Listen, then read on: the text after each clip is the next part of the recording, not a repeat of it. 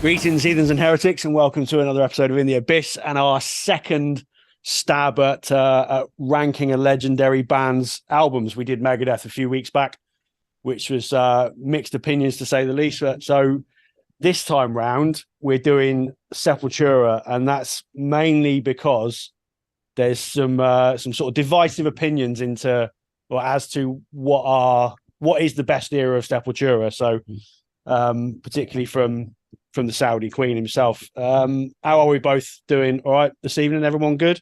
You pair of cunts? I haven't called you cunts for a while. Yeah, all good. Rolling. I don't know. No. That's the first time and last time you're getting away with that. But so anyway, It wasn't even funny. yeah. Well, let's just crack on. Look, it's nice this evening. I'm sat in my lounge for a change rather than scrawled away in a bedroom. I've got the TV on. I can watch the Villa game this evening. Hopefully, it's I'm not going to be shouting at the TV. But yeah, this makes a nice change. Feet up on my sofa. Let's crack on. Right, Sepultura. So obviously, anybody listening to this is going to know who Sepultura are, and there's probably going to be, I think you two would agree, there will be lots of mixed opinions on Sepultura's best and worst material and what happened with Max Cavalera and all that kind of shit that went on. There's loads of controversies. None of us ever saw Sepultura with Max live. We've only ever seen him with Derek Green. And I think one of the things we need to bring up is they were probably the band of the weekend at Bloodstock this year. Yeah. So, you know, and one of the best sets I've seen all year, to be fair, which we'll come to in a few weeks. So we'll start at the bottom of the list. A lot of these are there's parity between the three of us. A lot of this, there's only a few that are, you know, there's different opinions, but we're generally, certainly the bottom two albums, we're generally in the same kind of ballpark. So in 15th place, we've got 2003's Rawback. Both myself and Padre had this as bottom, and the Voice of Reason had it a couple above. Now, for me, this is Sepultura with zero ideas. This feels like they've just almost given up and just phoned one in, haven't bothered. I struggled to get into it when it came out, and listening to it again in recent weeks, it's been even harder, to be fair. So, what's so bad about it? I listened to it once and I couldn't get through it quick enough. Basically, I felt that I was listening to a Spineshank album. Oh, that's cold. That's how bad. That's how bad it was. It was laboured.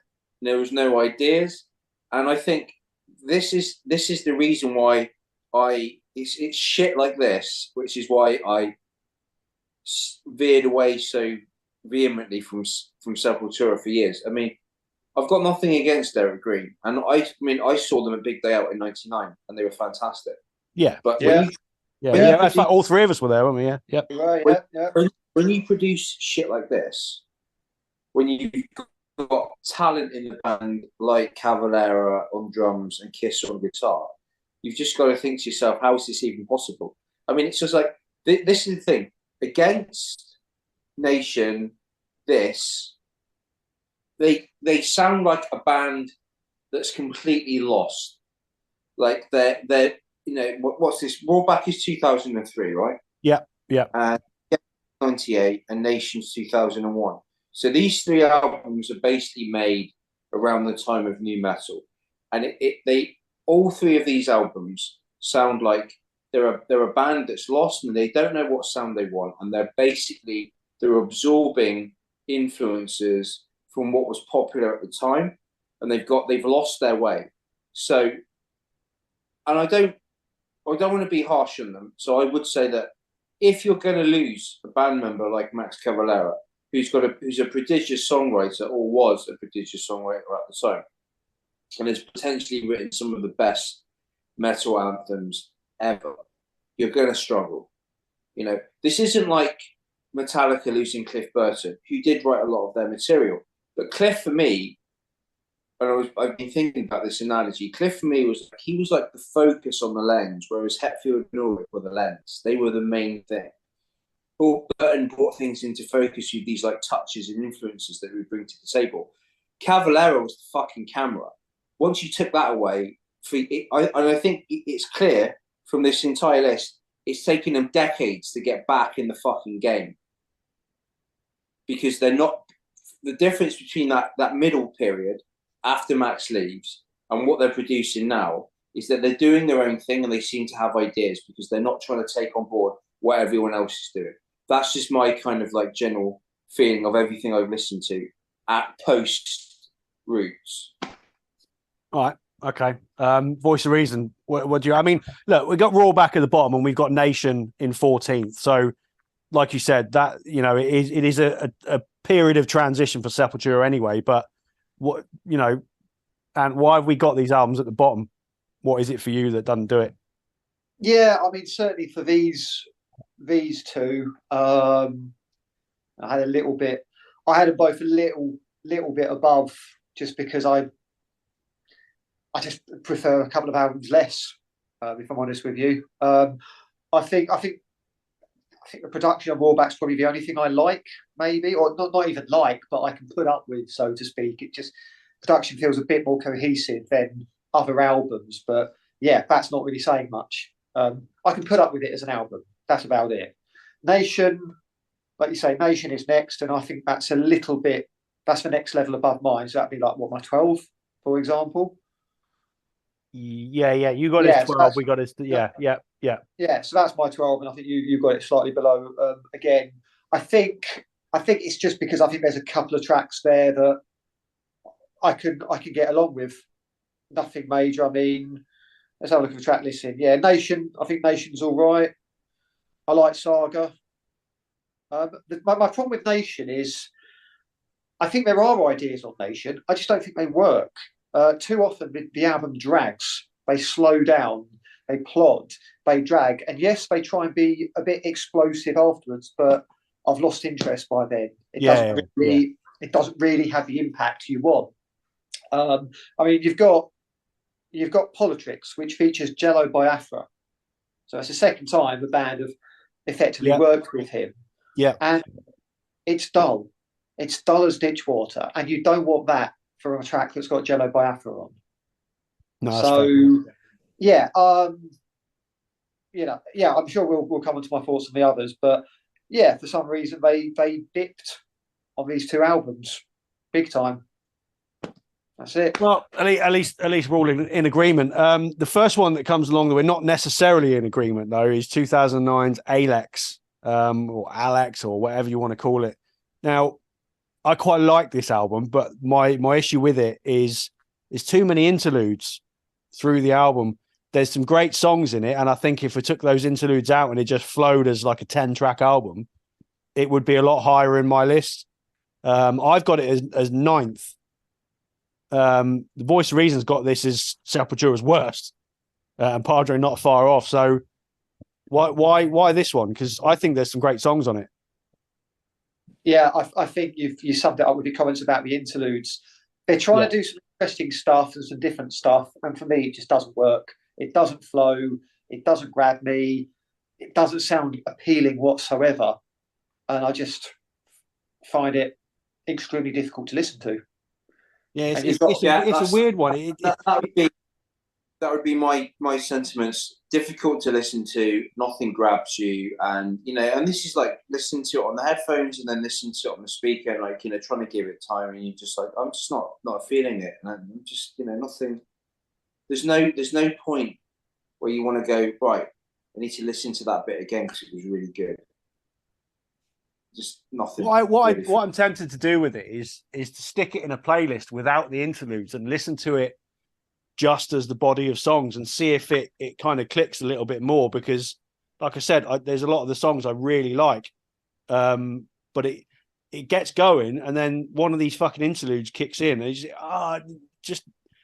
no, I understand they're trying to do something a bit different, but it just isn't necessary. This is the problem. It's a shame.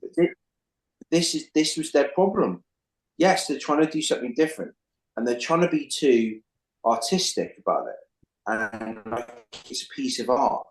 and just make a fucking album that's like 8 or 9 good tracks on it, with good riffs, and just leave it at that. You don't have to. You're not some kind of indie art band. Like it seems to be a lot of these bands that we've been talking about in the entire existence of this podcast, like the big bands. They've all gone through this. Even going back to bands like Def Leppard when they were trying to give us the fucking 12-minute long version of Love and Hate Collide. It's like you're a cock rock. Stay in your lane. Like, yes, you want to try and experiment sometimes, but do it as a side project or something. Like it's like Alex, or whatever it is, what you want to call it. To me, it sounded like it was like their version of Risk. It was like their version of Load. It was like, who is this band? I don't get it. Yeah. I'm not, and I've got no real desire to just go back and listen to it again, unless someone pays me money. Basically, it's the first album without Bible. So. Don't like the name. Yeah. Alex, fuck off. And the track titles are just dirge as well. Yeah. Like Dante, 8, Alex, 3. Like, it's like if Metallica put an album out and it was like track 1, Unforgiven 1, Unforgiven 2, Unforgiven 3, Unforgiven. I was like, fuck off. Metallica wouldn't do things like that. On one album. Well, yeah. Well, I suppose. Fair enough. 18 tracks, 54 minutes. It's... Yeah, exactly. It feels broken. It feels broken and fractured. And honestly, the Beethoven medley. Yeah, there's no need. No. There is absolutely no need. Yeah, but that's the thing. It's like I just can't listen to this album. I can listen to others. All right. Well, that kind of sticks out a little bit because the bottom two we got 2000 2003. When you've got a track on the album that's called The Experiment, you're in problems. But it's just like The Experiment, Strike, Enough Said. It's like they know it's shit. They're trying to tell you it's shit. Paradox. Yeah, exactly. Fucking hell. All right, next on the list in 12th, we've got Against. Now, both me and Padre got this right down the bottom, but our voice of reason is a bit of a fan of this. This is quite high on your list. First album after Max left, so it was always going to be a challenge. Let's say, what they do with it, but look, it just bores me really. There's not really anything on it that it's like Roots in disguise. It's you just wanted to say to them, like, we get it. You're from the jungle. Enough of this tribal shit. Joke is a banger, though. I'll give it that. That's a fucking, and they still play it live now. So, that's a fucking banger. But so come on, then, voice of reason. Why is it so high in your? You've got this as number 7. Yeah. So by no means one of my favourites at all. It's midway. So for me, it's a solid Sepultura album, listenable and sometimes enjoyable. For me, it is a bit of a back to basics album. You've got one guitar, so you can't be too mad. I think they certainly kept the vibe of the tribal stuff from before, but it does feel like they're trying to be their own thing at this point. They've lost something that Max has taken away, so they're doing something a little bit different. It feels like a hardcore album at times, if I'm honest with you. Albeit that makes sense. Well, obviously, Derek Green probably trying to bring his own spin to Sepultura, isn't he? One way or another. Exactly. And look, I love the title track, the opener. I think that's a belter. I think Hatred Aside's great. Like we say, Choke's good. Tribus, Boycott. I think it's got some moments. I really do. It's got plenty of 90s phase guitar. So I don't know if that's just appealing to my sort of era sound, but yeah, I think this is a quite listenable Sepultura album. I think maybe they just had a few ideas still left over from Roots, the remaining 3, and they wanted to put them into play. And I think they still got something there before they went the other way. It feels like a Roots hangover to me, which might be a little bit of an obvious way of putting it, but that is what it feels like. It's like, and as much as I love it, it's a bit like Brave New World by Maiden. I do love that album. Obviously, it's important to us. It was the first time we saw Maiden, all of that.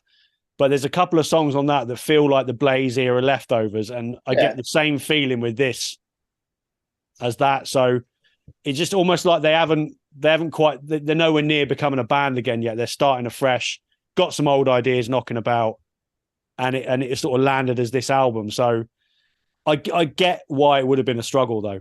Yeah, no? I think it's worth bearing in mind, as much as we at this point none of us really like Soulfly. I think it's pretty clear that maybe for all their talents, I think Max Cavalera had the accessibility and the groove more than the others did, and he took that away. Yeah, that's potentially true. Yeah, I can see where you're coming from with that. But I think they had a lot of the good musical stuff, which is why Soulfly were not my thing after a certain point. How would you compare the Soulfly debut to Against then? Which do you think is a better album? Well, admittedly, I've not listened to the Soulfly debut for well over 20 years. No, me neither. And I should have done, to be honest. I think I did think about it, but I just never got around to it. I enjoyed it at the time. I mean, I saw them live Ozfest in '98. That was enjoyable stuff, but I got rid of my copy ages ago. I lost interest. And I think all of that sort of, tribe bollocks just started to piss me off. And Against doesn't have that so much. It's not as overt. So maybe that's it. Maybe it just feels a bit refreshing compared to what I knew Soulfly were doing at the time. Maybe. Fair play. I know Padre's got strong opinions on Soulfly, but we haven't got time to go into that. No, we've only got we'll be here all fucking night. Yeah. Right. Next up, then in number 11, in 11th place, Dante 21. We pretty much agree with this. This is 10th, 11th, 10th across the board. So it's almost like this is bang average. Couple of half decent songs, largely not particularly memorable, but not terrible at the same time. It feels like they started to come to life a little bit with this, but not quite firing on all cylinders yet. Yeah, I mean, I like the production. It's got a bit of fury to it. It just brings you in a bit more than I think the last couple of albums did. But yeah, I couldn't recall any of the songs. Well, for me, it's like the three albums: Alex, Dante 21, and Kairos, which we've got as number 10 next in the list. I struggled to pick between those three. That 3-album run, it feels like they are just a little bit sort of middling and not putting a great deal of effort in. There's some half decent songs, but they're not giving it the full beans, if you know what I mean.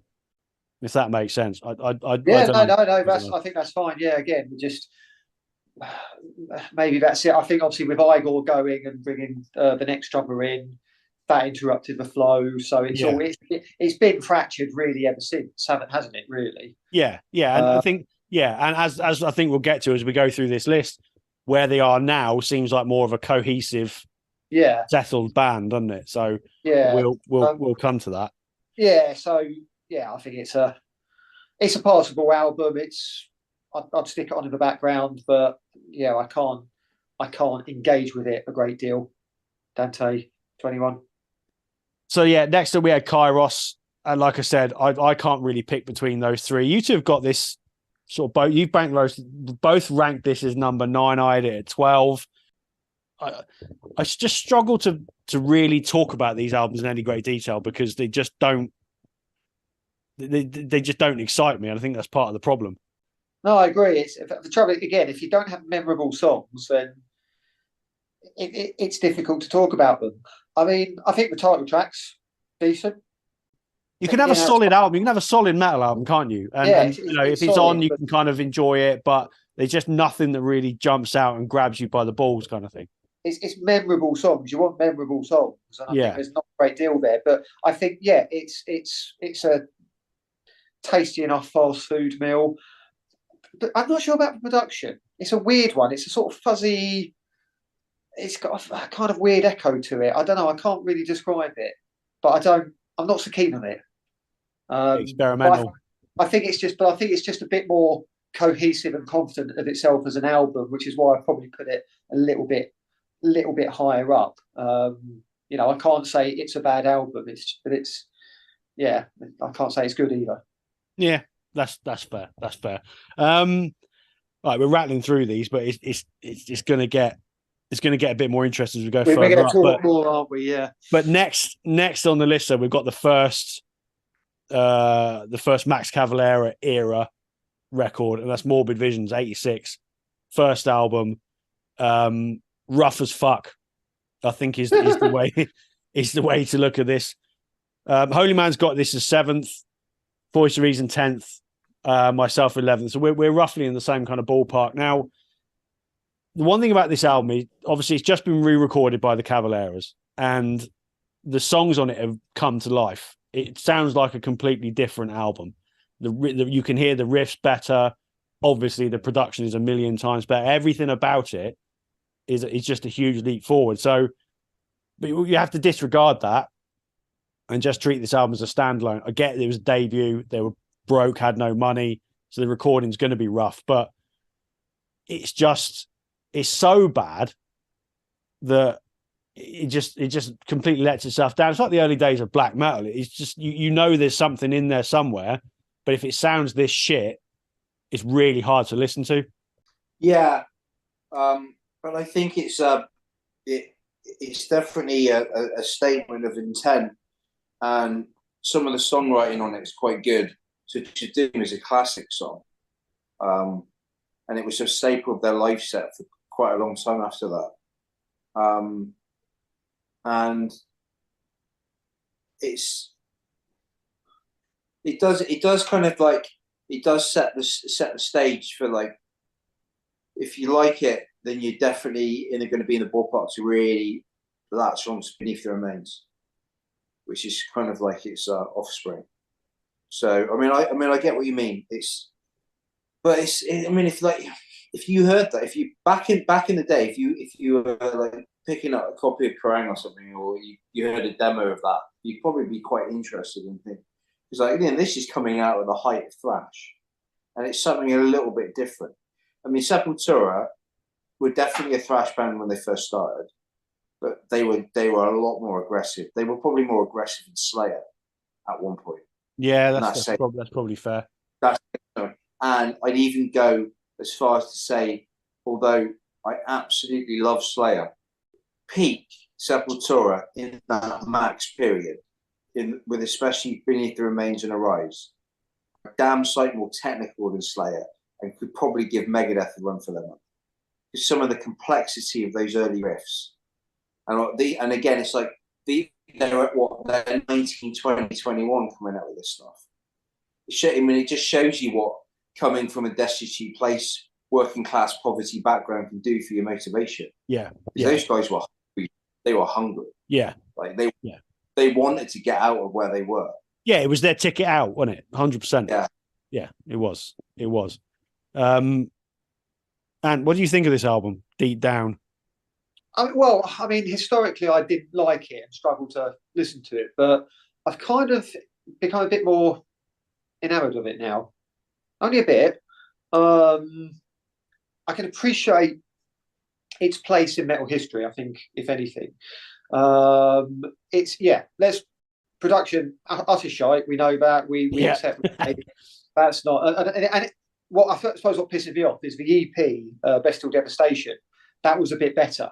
I preferred that as a record overall. But here we are. But it's, you're talking a young, we say thrash band, but there's a lot in common with early black metal there. Obviously, it came out a year before death metal truly started, so we can't really say it's a death metal album. But that evil sounding influence of Venom and Bathory, combined with thrash even.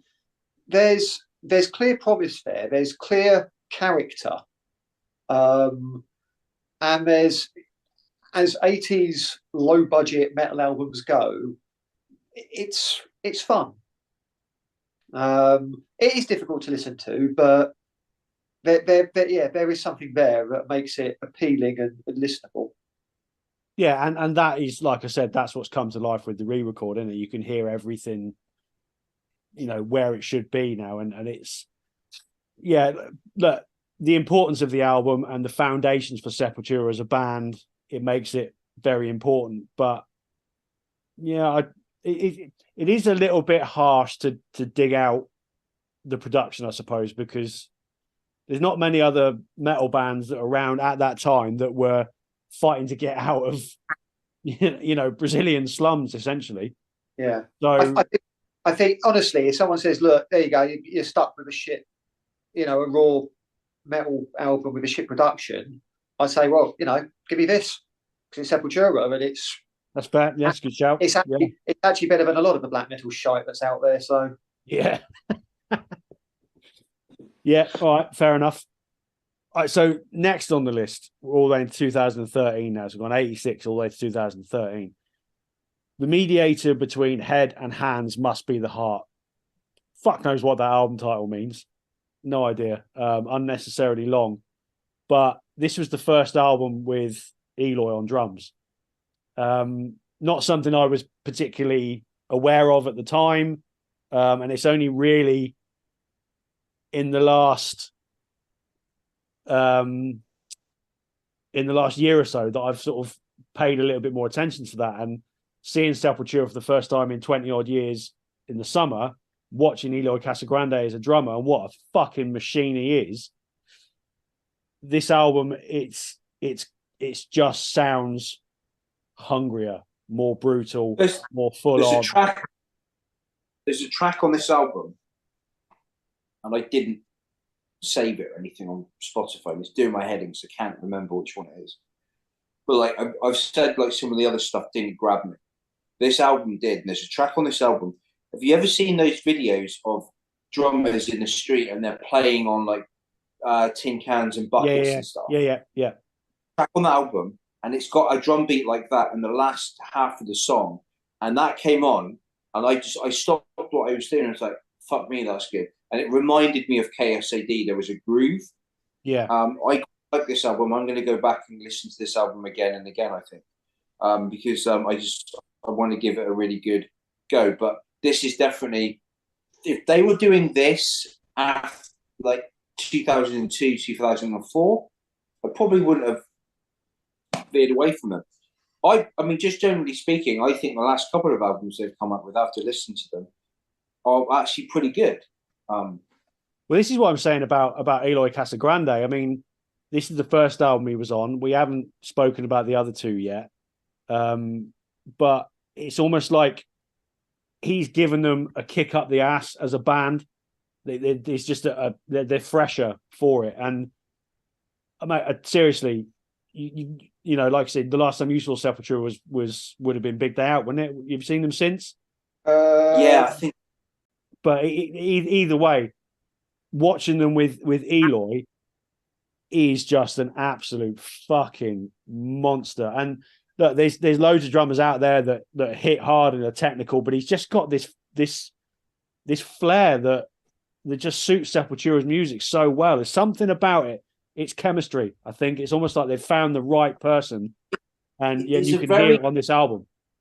It must be a very strange situation to be in, like when they still had Igor Cavallero on drums. Your brother's left the band, or you've kicked him out because you don't get on with his wife, who was also the agent. He's also going through problems with the death of his stepson, and you're exchanging words in the press, but the brother is still the drummer in the band. That is a bizarre situation to be in. Yeah. That must have affected the creativity, because Igor Cavallero is probably one of the best metal drummers ever. So, like, where did he lose I think Casagrande's better. Yeah, I know, but I can't agree with that. Not because I necessarily think you're wrong, but I haven't heard enough, and I'd love to see it live. But yeah, I mean, Igor Cavallero was special.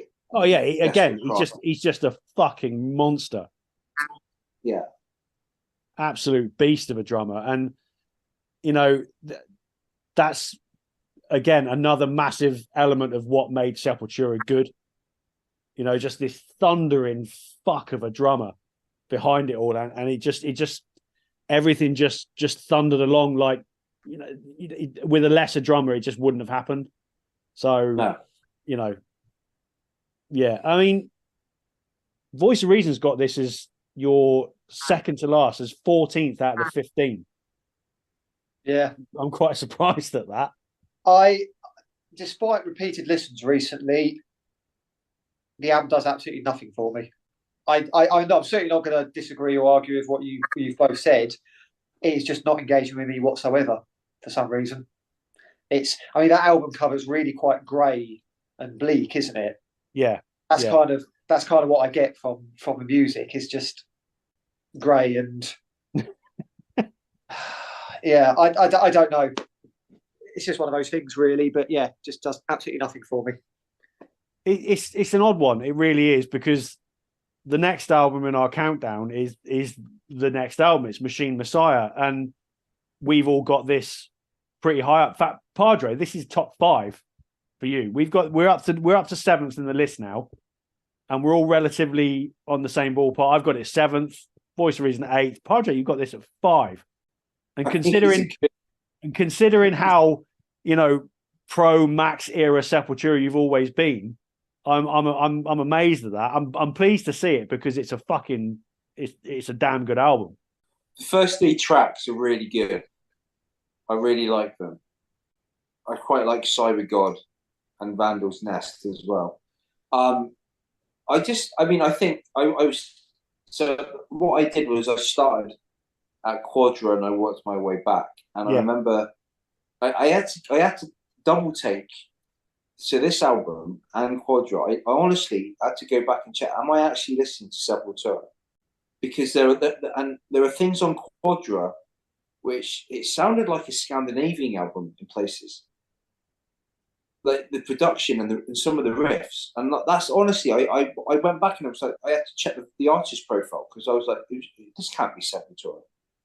You know, it's a band reawakened. Like, they finally found what they were really trying to do in the first place after Max left. Yeah. You know? Yeah, like, completely agree with that.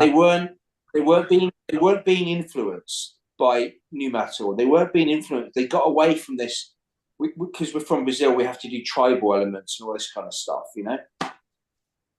So I think the stuff they've come up with the last, based on what I've been listening to recently, the last like 5 or 6 years, is definitely it's worth it. I mean, enough to say that I would, if I get the chance to see them live again, I will be legitimately like looking forward to some of the newest stuff, as well as, or are they going to play some of the older stuff? They sound huge live. Yeah, the newest songs, they really do. You know, it's it's just poundingly heavy, and it has got that groove that they were missing for years. But, and what's the difference between The Mediator and this then? Because you've got a big jump between these 2 albums. Yeah, I think, well, funnily enough, when I first heard this, again, I dropped off a Sepultura bandwagon ages ago and hadn't really kept up with them at all. So there has been a lot of listens recently. When I first listened to this album recently, I hated it. It was bottom of my list, absolutely. And I thought, what is this? It just again, it seemed all over the place. Repeated listens, however, have taken it the other way, and it feels to me this is what they were trying to do with Alex, but doing it better. They're trying to bring that complexity in it. You know, I could use the P word in places, but they've got that heaviness, that fury, that aggression, that technical ability. You know, I think song-wise, again, there's not a great deal that's catchy there. There's nothing like chorus heavy like we know Sepultura can do. But the songs are a lot more engaging, I think, than they were on Mediator.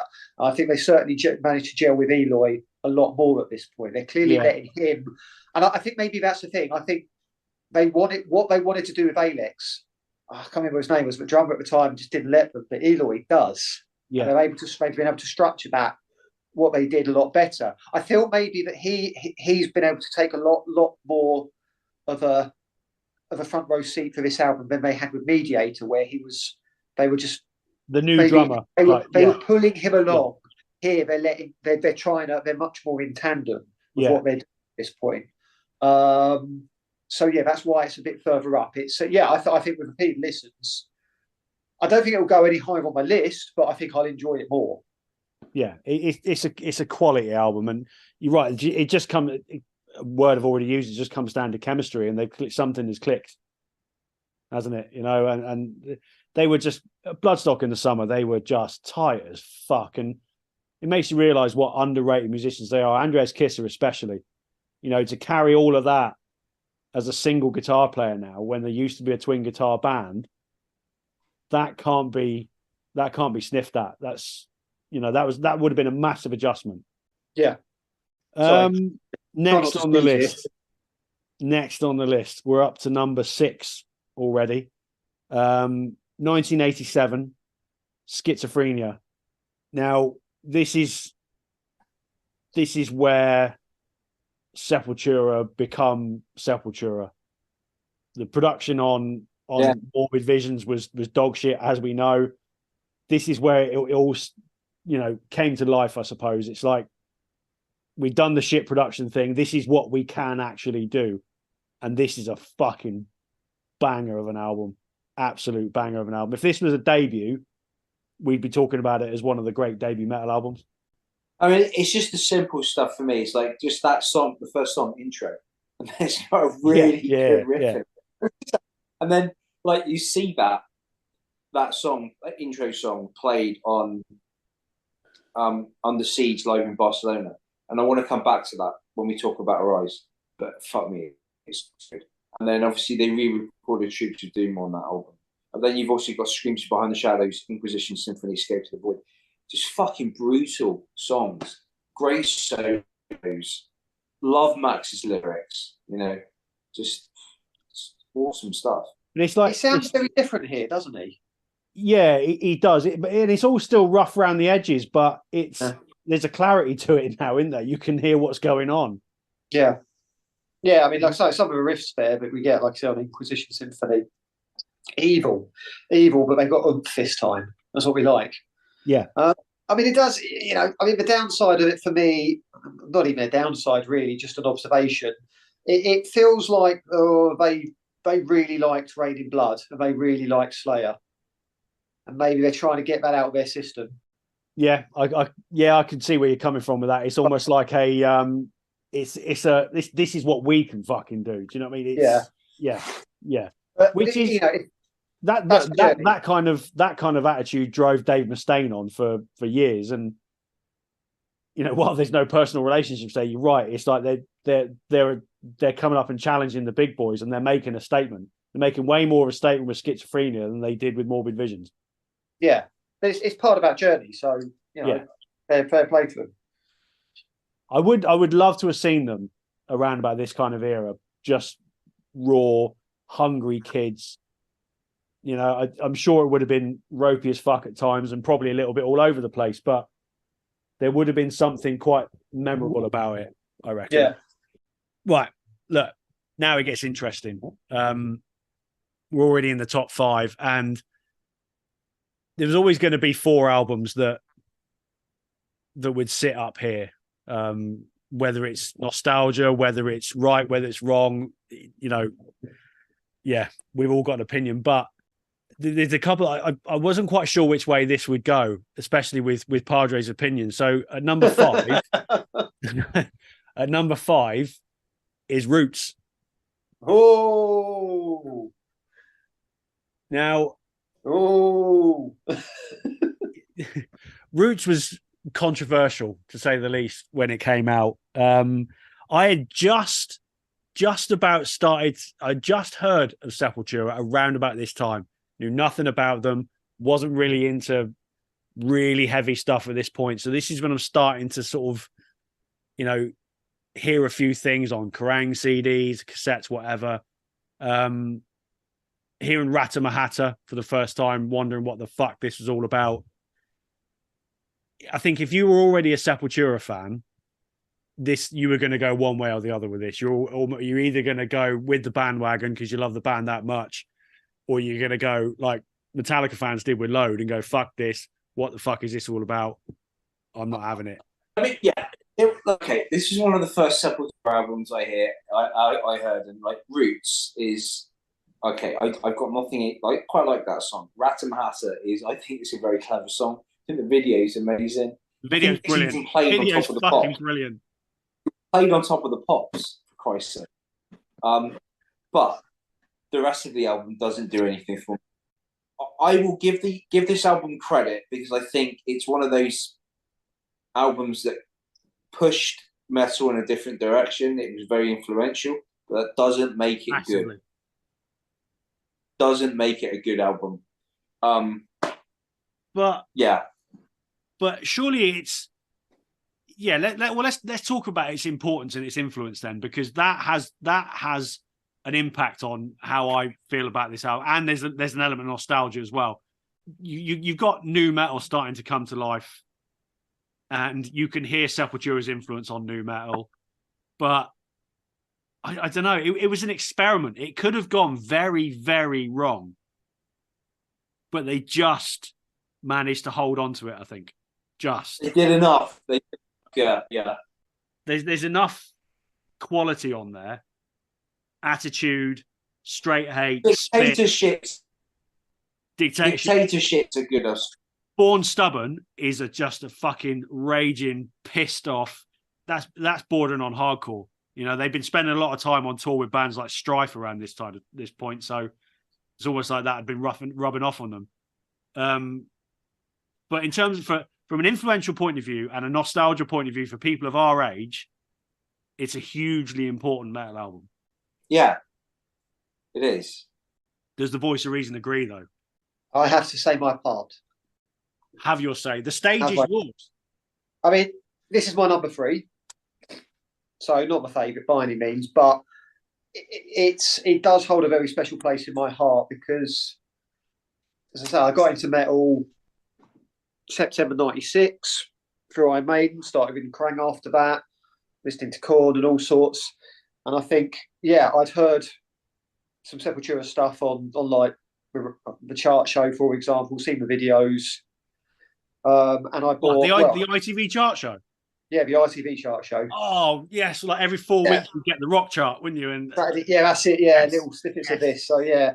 So, funny enough, I think at the end of the year, in 96, I bought The Roots of Sepultura, which was the special edition they released 6 months after. Yeah. And that had a live CD and bonus demo stuff on the second CD. So, proper money's worth. And I loved it. Excuse me, like nothing I'd ever heard before. Brutal, pissed off, angry, atmospheric, just monstrous. And I think at the time, obviously, this was 6 months old, the album. So this was as contemporary a metal band I listened to at that point until the following year when I started buying albums as they came out here and there. And Cold Chamber. I never bought a Cold Chamber album. Oh, well done. So, no. So, yeah, Roots. Now, Roots, Bloody Roots, the singles there, Ratamahata, Attitude, we know about that. And as you both said, Dictatorship, Born Stubborn are just full on balls of fury. Spit, absolutely love Spit as well. When this album is angry, it is furious. Yeah. It is overwhelming. It really is. And like, yes, we can absolutely link this to the new metal stuff with the Ross Robinson development as we went along and metal becoming a far more cathartic thing than just an aggressive form of music. And this album is actually key in that. But yeah, there were some absolutely brilliant songs on here, but it is flawed. Having listened to it recently with a much more mature head, it is flawed. It's a long album, and admittedly, you can get rid of the jam at the end and disregard that and not really include it. Yeah, no need for that. You're still about an hour. You've got your tribal stuff, your Jasco and Itsari right next to each other. Get rid of one of those or get rid of a small one. You only need one of those. And then you've got 3 tracks. You've got Straight Hate, Look Away, and Endangered Species. Both, all three slower, grinding. You know, they individually they are good, but all on the same album, I think that's where you need your editing. I think really only one of those was needed, two at most, but three, does interrupt the flow of the album, and it just drags it down a little bit for me. I'd say keep Look Away if you're going to make a choice, because that's just, you got Mike Patton in there just being absolutely fucking mental, and all sorts of things. I mean, that chug that it has throughout the verse is just, like I say, it's monstrous, and it's far superior to the other slower tracks. So yeah, it's not my highest, and it is flawed. I think that, at the time it was getting rave reviews, one of the best metal albums ever, etc. And it was a bit, I don't know. I think even then I thought that was a bit inaccurate. And yeah, it's an important album for what happened later on. But yeah, I think it's still a great album overall, but not perfect. I think, again, going back to Bloodstock in the summer, and obviously they close the set on with Roots Bloody Roots, and it just sounds, look, it generates a great mosh pit, and everybody in the crowd knew it and everyone loved it, but it just that song in particular still just sounds huge, and it's always going to be an anthem, so like I said, it might be a little bit of nostalgia, but it's yeah, a huge. Do you know what the crying shame is? The crying shame is that Sepultura, if Max hadn't left, are a band that should have played that first Ozfest in the UK. They would have gone down an absolute storm on that show. Yeah. But the problem is, where would Sepultura have gone as a band after Roots, do you think? Do you think they'd still be around now? Or do you think if Max had never left? Yeah. I don't know. Yeah, that sounded really disrespectful, but yeah, if Max had never left, would we still have Sepultura? I mean, he's still making music, he's still doing stuff, so I suppose, yeah. I don't know, because I think he really went down a very narrow, myopic road after he left Sepultura, and I think he would have tried to take them down that road if he had stayed in. And I think the other band members would probably been a bit like, "Dude, come on, enough of this fucking whatever it is you're trying to do. It's shit. Let's just do something different." You would have had creative differences. I'm sorry, I can't buy fucking Soulfly.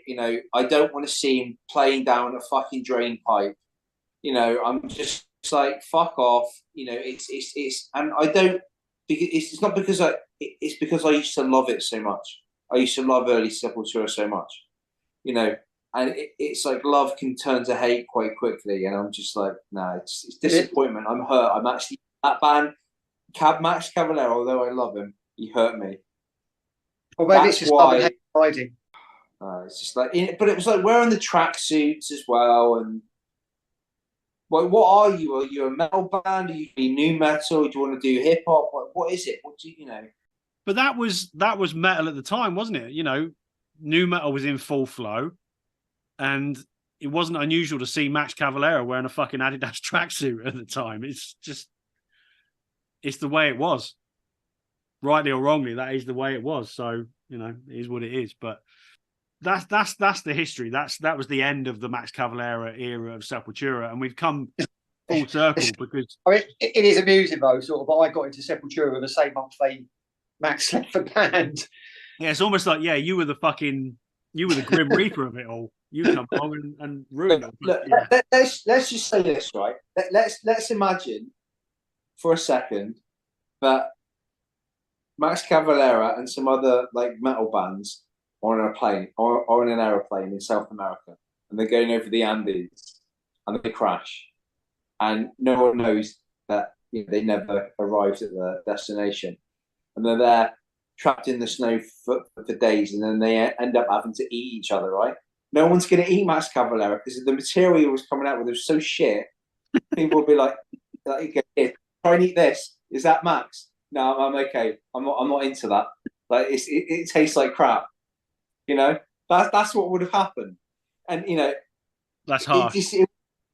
you know, and then, like, if they had come across a Chilean rugby team who had also crashed and were starving, and they said, "Look, we haven't got any food either, but we've got Max Cavalera," and they would have been like, "No, we're not into that either. We're not touching that. Rather die." Enough of that. Like I said, we've come full circle now. So fourth on the list, and I'm quite surprised this is up there. It's one of my favourites, but I am surprised we're all in agreement. Fourth place, 2020's Quadra. I don't think you can really deny that this is a fucking quality metal album. It is an absolute belter. They are fully back on form. Yeah. But there are some bangers on this album. Proper, absolute bangers. Yeah. The first 3 or 4 songs are so fast, heavy, brutal, proper, classic, pissed off Sepultura. Accessible. That's the thing. Accessible, yeah, that's completely. That's what I think is missing from a lot of their stuff with Derek. The accessibility where you could hear a chorus and go, "Oh, I remember that." Yeah. Yes. Yeah. Yeah. There's a word that we've used quite a bit recently, and that's triumphant, and that's kind of where this album sits for me. Oh, Jesus Christ. I mean, the chorus on Raging Void. Yeah. If there was, if you open the dictionary to the word triumphant, what you'd see is the meaning of the word triumphant, which is what that song is. Yeah. Yeah. Yeah. And it's all of that came out in droves in watching them in the summer. That 1 hour set. Yeah. It's just, I don't know, a newfound hunger, whatever it is, but fuck me. They're just, again, going back to Eloy Casagrande, they are just a machine of a band again now. And it's so good to see. And the thing is there's stuff on here that it doesn't sound like classic Sepultura or old Sepultura, but it's still distinctively Sepultura. I mean, Guardians of Earth, again, it ebbs and flows, it builds up, and all of a sudden just launches. And then you got some melodic, acoustic guitar solos, and then electric guitar solos, and it's got this classical sort of groove and melody throughout it. And then the penultimate track, "Agony of Defeat." I mean, it's more like a classic rock track that's epic with metal influences, but heavy as I can't describe it because I've never heard anyone sort of do a song like that before. But it's brilliant, and it's a great album, and they finally made it. Yeah, they are back on form. But the most interesting opinion for me is Padre, because you've got this really high as well. So it's almost like they've dragged you in, they pulled you back in, and they're Sepultura again. Yeah. Like I said, I had to double take. I said, "Is this actually Sepultura?" It's just, I can't wait to see what they do next. I think that's the thing, how they build on this now, if they even can. If they can better it, fucking, we've got something really good on our hands. If we consider the live performance this year, I mean, they're clearly with it. They're clearly connected. They've got that chemistry. Why can't the next album be great? Yeah, completely. I can't wait. I mean, it's 3 years since Quadra. Hopefully we'll get something in the next 18 months. It's just so fucking good. I mean, if you think about, I know they lost the Cavaleras, but they're still very socially conscious, and my God, there's going to be a lot of material for them. That's true. I know there's been the cliche about terrible stuff happening produces great art, but it does. It does. It does, especially if you, as the artist, you give a shit enough about all of that. It's going to come out. If you use it as an inspiration, then great music, and happy days. And Brazil has been through the ringer, definitely. So completely. So I can't wait to see what they do next. And after seeing them at Bloodstock for the first time in best part of a quarter of a century, or not far off that, I'll definitely be looking to see them indoors next tour. Yes, headline set. I mean, Bean caught the tour last year with Sacred Reich, and he said they were just phenomenal, absolutely phenomenal. So it's so good to have Sepultura back. But top 3, this is where it was always going to be a bit kind of which way is this going to go. So Fight. yes, very tight, very tight. Right. In third place, then, Beneath the Remains. Now, this is third, so I'm right, clearly. Voice of Reason had this as fourth, and Padre, this is second. What's so good about this album? I absolutely, it is just riffs coming out of every orifice. There we go. There we go. If you listen, like, okay, you've got the first track, Beneath the Remains, just grabs you and just beats you over the head. You've got the riff right after the solo, which is one of my favorite riffs. You've then got, going into the next track, is Inner Self as a second track. Inner Self is a fantastic song. You then, again, really good solo in it, good change of pace halfway through, awesome live. And then you've just got, it's just song after song. And again, this is like third album in. And a lot of people, I think, really say, oh, this is the second album, because like what we were saying about Morbid Visions. But Stronger Than Hate has got a really great riff in the middle of it. Mass Hypnosis is the way they structure that song and the complexity of it and the time changes. Sarcastic Existence, great song. Slaves of Pain, one of the all-time classic thrash metal songs. If you want to play someone and go, what is thrash metal? There you go. That's one of the songs I would play them. It does tail off a little bit towards the end, like Hungry and Primitive Future, not too bad. But Lobotomy is also quite a strong track. But it's the speed that they play at. It's the how tight the drumming is, the time changes, the vocals, the production. It's rough, but it's fresh. I love this album. I had this just album rough enough on a cassette. Just rough enough, isn't it? That's the thing. I got this album. I got this album for Christmas in 1997, and it was one of those like moments where, like, relatives phone. Oh, what did you get for Christmas? I got Sepultura Beneath the Remains.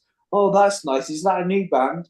And then my that was like one of my grandmothers, and then my other grandmother, my Cornish grandmother, was. I told her about it, and she was like, "Yeah, that's an handsome bit of thrash, that." No, it's just it's like, I remember I made a cassette, I made a mixtape when I was at college, and I actually called it the heaviest album in the world ever, or the heaviest cassette in the world ever. And I basically put half of the tape was Beneath the Remains. So that pretty much sums up. That says it all. Yeah. They knew which way they wanted to go and how they were developing, but they still wanted to keep their identity, or at least they worked out what their identity was and what was to come. And they were, at this point, certainly a thrash band, but a darker one.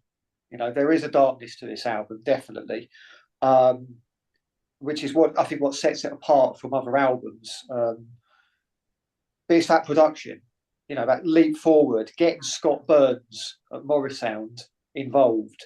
And of course, he'd done death metal stuff, and they're not a death metal band, but he brought that bit of grit into it. Yeah, this album is it's more extreme thrash metal. It's more in the vein of Creator and Sorrow. It's not. Yeah, it's the much more aggressive end of thrash metal. Yeah, it is. But there's melody. But it's got the technicality of prime Megadeth. Where they go from Beneath the Remains, and that's the thing. I mean, again, none of us were Sepultura fans in 1989, so it's we're not sort of any kind of voice of authority on that. But we get to the top two now, so obviously we've got two left. We've got Chaos AD and we've got Arise. Which one's going to be number one? Which one's going to be number two? We're pretty. This is tight. There's like a point between them essentially as to how we do this. In second place, we've got Chaos AD. I had this as second. This is Voice of Reason's favourite Sepultura album. and Padre's got it as third. So, and the floor's yours. Why is it your favourite Sepultura album? I was umming and ahhing about this and another one. I really was. It was very, very tight. Yeah. It's very hard to choose. Yeah. I love them both for their own reasons. I think what's edged it for me with Chaos AD is I think the songs individually are more distinctive separately than my number 2 album. You know, there is that separation there and that individual character for each album, but obviously with that theme going through the entire album in terms of musical aesthetic and production. The songs are great. You can't argue with that. The songs are absolutely fantastic. I mean, we talk about the obvious ones, like Refuse, Resist, and Territory, Propaganda, Biotech is Godzilla. I'm not even going to list them all. I mean, they're just all great metal tracks, banging, heavy, full on, no nonsense. But I think what tops it for me, I think this is the quintessential Sepultura album. The previous albums were thrash albums, increasingly great thrash albums, but fundamentally thrash albums, albeit with their own character. Yeah. Chaos AD is where, at the time, they decided to take a different step. And it's unlike the previous 2 albums. This sounded like the metal of the future. This is where metal was going. And okay, we can debate all we like about whether that was good or bad and where it eventually led to. But with Chaos AD, we hadn't quite got to that muddy, new metal, messy thing. It was pushing there, but it wasn't there. This was just a fucking heavy, furious album with traces of thrash left, but was very now. This was as contemporary metal, an album I think Sepultura made by that point. Do you think this is the album that kicked off the 90s metal revolution, as we're going to say? It was a complete shift in what heavy metal was. Well, if we're talking metal, unashamed metal, I think there's an argument for that, because I'm sure people will talk about the first Rage Against the Machine album as being a key thing of that. But it's up there. Those 2 albums definitely, yeah. And that's it for me. It's the quintessential Sepultura album. What a way to start an album, though. Refuse, Resist. This beast of a song. It is a beast of a song, and I think it's probably Sepultura at their absolute best as well. Refuse, Resist. It's just, for what we know, what Sepultura became and what they were, it is just fucking just a pounding beast of a song. There's that line, that lyric in Refuse, Resist. Silence means death. Stand on your feet. Inner fear, your worst enemy. Like, just really good lyrics. And it's a great album, and it's a fantastic album title, KSAD. It's really great artwork as well. It had the full works, didn't it? The full works. And I think the good thing about it is it's got balance with the tribal stuff that they're bringing in a bit more. Yeah, it went far enough. Yeah, that's it. Yeah, the album length is, and it's also got very, very underrated instrumental. Yeah, Kairos. Yeah, they don't really think about Kairos, to be honest, but yeah. Which me and friend of the podcast, Rob Lang from Music Radar, used to joke at college that it should have been called St. Ives because of the fucking seagulls on it. Fuck's sake. There's always a reference in there somewhere, isn't there? But KSAD was recorded in Wales. Yeah. But then that's not unusual for great metal albums recorded in the UK. So, it's it comes to the country that invented it in the fucking first place. Look, we love Chaos AD, obviously, but by sheer points and averages, the way we've calculated this, it's science, we've got to rise as Sepultura's number 1 album. It's my favourite, Padre's favourite, and Voice Reason has it as number 2. So it's always going to be up there. But everything about this album is just look. It's not faultless, but it's as close to a faultless metal album as Sepultura were ever going to get for me. The artwork, the production, Yeah, the video to the title track as well. The title track itself, just an absolutely fucking incredible metal album. Absolutely incredible. When I had my leather jacket painted, I opted to have Killers painted on the back of it. The only other one that I may have had was going to be Arise. Yeah, you would have been charged a fucking fortune because of that. It would have taken a lot longer, yeah. But yeah, that was between the two. The artwork's incredible, and it just suits the album. You know, you look at it and you understand what that album is going to sound like. It's desolate, it's bleak, it's brutal. Thing is, you say that. I mean, yes, it is those things, but I think what I really like about this album is it feels like there's a lot of colour to it. You know, that's kind of why I prefer to Beneath the Remains. Beneath the Remains was dark. Arise feels much more colourful and again triumphant. I mean, if you listen to the bridge, the very lengthy bridge during Desperate Cry, yeah, where they bring that sort of Ride the Lightning-esque Metallica guitar work into it, there's a lot of hope there in that sound, and it just raises it a level, I think, to what came before. Oh, that drum fill in Desperate Cry in the middle, dear God. Yeah, I mean, like for me though, you've got that, like Tregenza said, the title track is fantastic, but then you've got like a song like Dead Embryonic Cells. Now, if any of you want to go, if you haven't heard Arise, so you're not that familiar with it, go away and watch. And I think it's also on the videos are on YouTube. But go away and watch Under Siege live in Barcelona by Sepultura. It's 1991.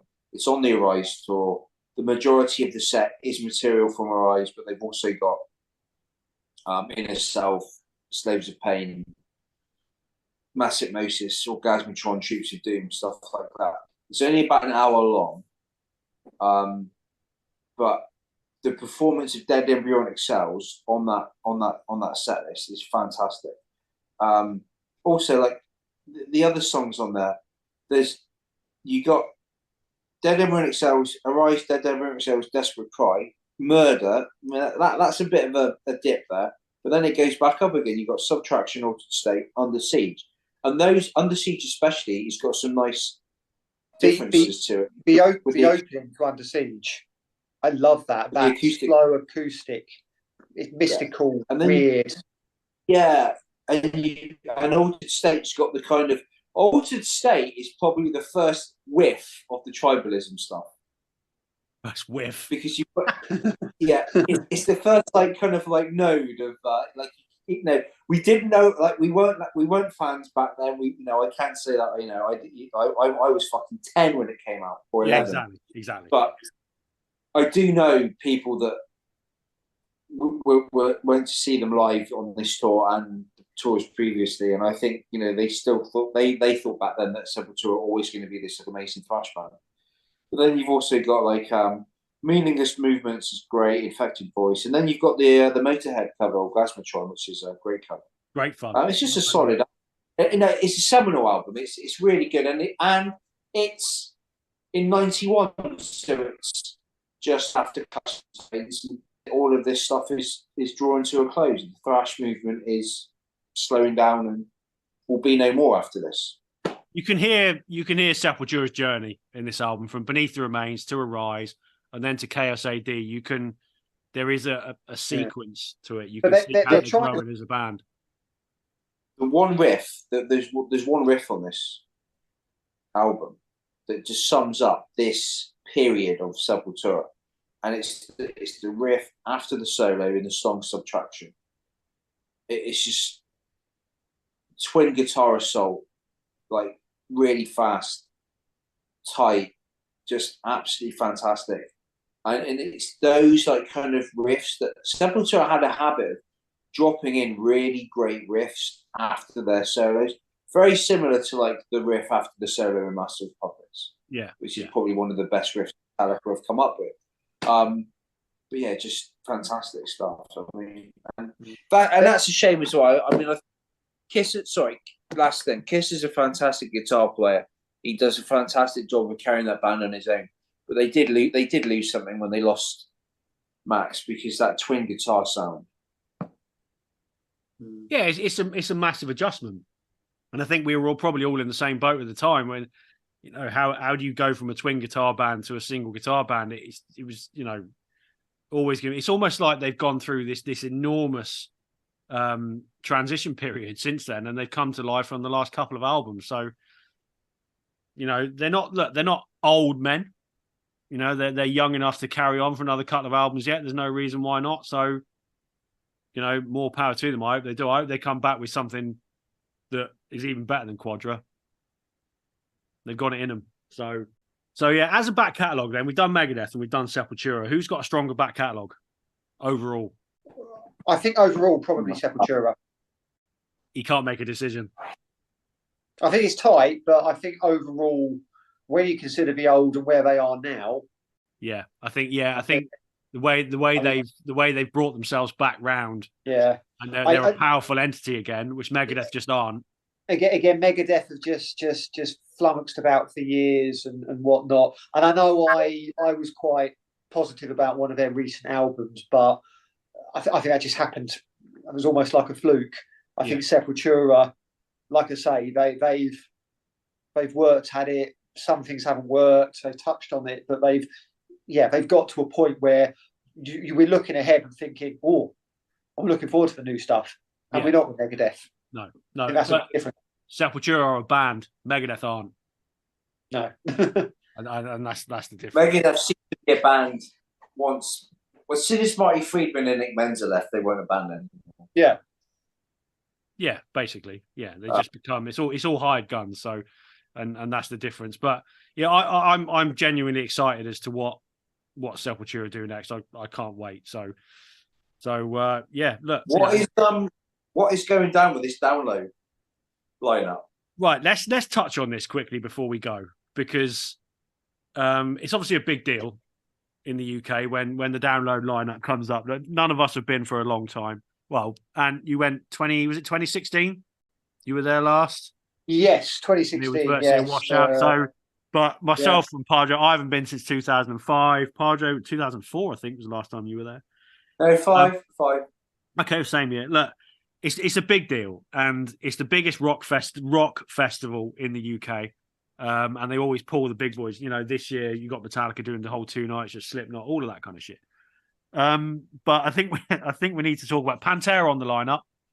So pretty much the only European festival that didn't get Pantera this year. So they've got them next year. But I'm sorry. I'll talk about the negatives first, but I'm sorry. Queens of the Stone Age, Fall Out Boy, and Avenged Sevenfold are not headline bands for a 100,000 capacity festival. Not even fucking close. No. So this harks back to the episode we did a long time ago. What happens when the big boys hang up their boots, and who do we turn to after that? It ain't these 3 fucking bands, is it? It is amusing considering that, like, you know, earlier this summer, Queens of the Stone Age headlined Dreamland in Margate, just down the road from me, to 7,000 people. And fair play to them for that. But that, 7,000 people, that's a big difference. This doesn't sit right. And look, you got Royal Blood high up on the lineup as well. Offspring, Machine Head. These look like the fucking the sub headliners, as it were. It just has nothing. I read a story on the Planet Rock website that Andy Coppin, who's the top of sort of the Download Festival, they approached 21 different bands to headline this festival. So that kind of says it all. Whether they were struggling, whether some bands didn't want to tour, whether they just weren't interested, I don't know. But it's almost like we've been left with Queens of Stone Age, Fall Out Boy, and Avenged Sevenfold. It's just, I'll be interested to see what the ticket sales are like. This year sold out. 4-day festival, 2 days of Metallica, all of that. It's sold out. This ain't going to sell out. Surely not. No. I wouldn't be surprised if they even shrink the arena and shrink the capacity, because I mean, this is the thing is, the small, I say the smaller bands, I'm more interested in a lot of those. And that's the positive I want to get to about it. There's some great bands further down the bill. So you've got bands like Heriot, you've got Celestial Sanctuary, you've got Urn, you've got Pest Control, you've got what else have you got here? You've got Dying Fetus. I've only just seen the Trail on there. Betrayal, blimey, yeah. Dying Fetus. You got Counterparts on there. There's Shadow of Intent. There's some good stuff down, and it's great to see bands like that getting the opportunity to play to thousands of people because they fucking deserve it. They genuinely deserve it, and I hope that some of these bands, it takes them on to the next level. Someone like Urn, huge opportunity for them, huge, because they're a band that could definitely cross a barrier. So if you are going to download this year and you're not familiar with a lot of these bands, make sure you go and check them out because it's an opportunity. I mean, the thing is, at this point, download is Glastonbury for rock fans, isn't it? So there will be people who will go regardless. That's been the case for absolutely. Because that just gets on my nerves because, like, Glastonbury's got something about it. Like, listen, I've never been to Glastonbury, and I probably wouldn't go because I'm not going to go to a festival just to say, oh, I've been. But, like, Glastonbury's got its own specific character. Whereas Download doesn't. I mean, I've been to Download, I've been to Ozfest, I've been to Ozfest at Donington, I've been to Reading, right? And I've been to Wacken. Wacken's got its own character as well. But Reading and Download don't feel like different festivals to me. They never have. They're the same. It's the same vibe. It's the same shitty food. It's the same kind of people on the campsite mostly. It doesn't. I don't know why you would go to Download regardless. Yeah, I agree with you. I fully agree with you on that. I know what you mean with Download and Reading. Very comparable in terms of the crowd they appeal to, but it's got a similar approach to that. Yeah, like I mean, hopefully, what happens is Bloodstock benefit from it. They actually get some of the bigger bands, and maybe they get an uptick in ticket sales. Bloodstock will sell out this year. Bloodstock will 100% sell out this year. The Sunday sold out this year. Sorry, Bloodstock. I think as a festival as a whole, I think will sell out in 2024. And there is a little bit of overspill from Download. There's bound to be. It's at the end of the day, Bloodstock is more of a metal festival than Download is. I know you've got like Architects as headliners, but fundamentally, it's a metal festival. Download isn't. Download is a rock festival. So very different things. And you've got different vibes as well. Bloodstock is just a fucking 4-day party, and anything goes. And I'm not saying that's not the case with Download, but because it's on a much bigger scale, you're not going to get that same feel because it's 5 times the number of people. Celestial Sanctuary last week played to 5,000 people at Damnation. In a month's time, they'll be playing to 50 people at our gig. And then next June, they're playing at a festival with 100,000 people on it. So it's opportunities like that for those smaller bands, particularly British bands, that I think is actually quite exciting. So I take good things from the lineup, but in terms of headliners, absolute fucking dog shit, and they should be ashamed of themselves. Fall Out Boy headlining Donington Park. What the fuck has gone wrong with the world? And also, when he's at Donington, it's like that is sacred ground. Not anymore, it ain't. Not anymore. Once maybe, but not anymore. 1996, that was it. Not anymore. You know what? Look, Green Day of coming back next year. They're doing stadiums and whatnot. They would have made more sense as a Download headliner. Yeah, yeah. 30 years of Dookie, that would have made way more sense. I mean, they're doing Isle of Wight, aren't they? Exactly, but they're doing their own stadium shows and they're doing Isle of Wight. Surely they were one of the 21 bands that were approached to headline Download. Yeah. They must have. It could well be they'd already committed to the other dates. So potentially, yeah, that's probably true. But I mean, I'll be honest. If it wasn't £100, which is what stadium gigs cost these days, I'd be interested in Green Day if it was a lot cheaper. But It's not. So Stadium- Look, Green Day are at the Electric Ballroom tomorrow night, 1,200 capacity venue, doing a secret show, and tickets are 96 quid. yeah, but you got. I mean, we could say that's ridiculous, but that's the nature. You've got to whittle demand down. Back in 50,000. Which stadiums are they playing? Wembley, Wembley, and a couple in the north, I think. Not sure which one, but they're big enough. That's fine. It's not an issue. But they just would have been a better headline. The fucking Fall Out Boy. And I'm sorry, Queens of Stone Age. I've got no real issue with Queens of the Stone Age. They're okay. They deserve full respect, but they are not nowhere. They're probably the worst of the three. What they should do is have keep Queens of the Stone Age as headliners, right? But they should have tunes on just underneath. Yeah. Right. Well, on that note, we'll call it a night because it's getting. Look at it, Josh. Look at it. This is what you used to be. Hungry. Yeah, we'll have Caius. We'll have a bit of Caius. Let's have some of that, but that's never going to happen. So, that's where we are. Thanks for listening again this week. Next week we have a pretty fucking special guest. I'm not going to reveal the name because there's no fun in that. We'll leave it as a surprise. But for us, of our generation, we are very much looking forward to next week. It should be a really interesting conversation and a very, very cool guy. So, yeah, really looking forward to that. Thanks for listening this week, and we'll see you next week. Stay metal.